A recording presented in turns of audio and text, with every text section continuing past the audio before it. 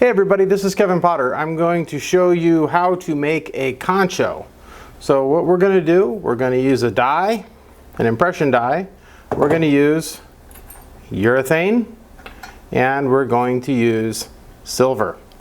So what I'm going to do first, this is just one way of doing it. There's a lot of ways of doing it, but I'll eventually show you all the ways. But today we're doing it this way. So what I'm going to do, I'm going to anneal my silver. It's important that your silver is dead soft because it's got a lot to go through with the die, okay? So you'll turn on your torch. You won't light yourself on fire. You don't want a super ripping thermonuclear flame like that. So what you're gonna do, I turn my light off so that I get a dull red. Do not get it super red.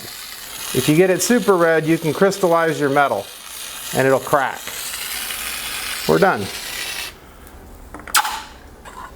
All right, just be sure and rinse off your silver because you don't want to get the acid in your die. So we're going to head over here to the press. Now that our silver is dead soft, don't call me and tell me that you tried to press this without annealing it. It won't work. It needs to be soft. It'll tear around here and you won't get any of the detail. So I'm going to show you how to get all the detail. So what we start with, dead soft silver. Here's our die. Yours will probably be a little shorter. So you're going to put it in your press. You're going to center it. You're going to use this bolt to center it. You're going to look down the sides, make sure it's pretty centered. Then you're going to take your piece of metal, your silver, set it in. I'm going to start with little pieces of urethane. Here we go. So you can see it started down and the metal's pulling from the sides to allow it to flow into the center. If you were to put a large piece of urethane on top of this, you will trap the silver and it will stretch it. So that's why I use small pieces of urethane to get it started. So we're going to continue with that. I'm going to put 3. There's no right or wrong number, okay?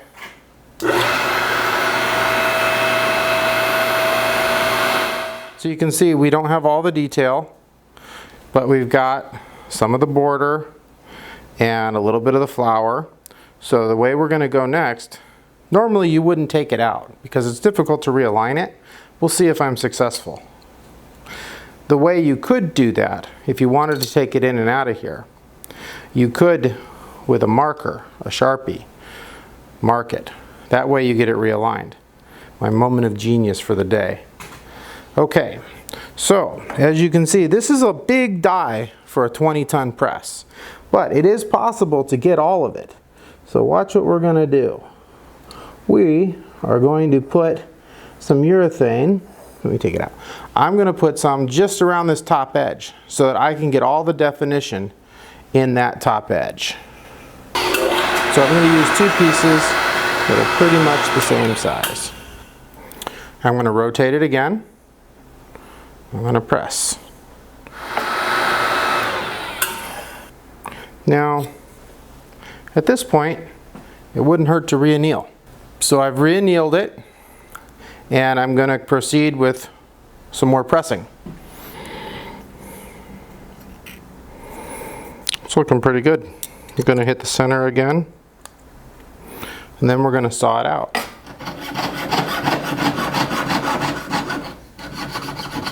When you get to these corners, a lot of people think they can just turn the saw blade, but then they break it. So what you're going to do, watch how I get in there. I'm going to start sawing quicker in that corner and make my turn. And when you're sawing, a lot of times people will do this, little tiny, use the whole blade. We have our concho, but it looks a little naked. And what I'm going to do, I'm going to decorate the outer edge of this. Now I'm no stamp expert, but that's not going to stop me. So what you can do after this is you can hit it with a little silver black and some polish, and then you can put it on your saddle. if you have a horse. If you don't have a horse, you can put it on a belt, or you can put it on your wallet or your purse. You could even make earrings or pendants with this thing. Thanks for watching.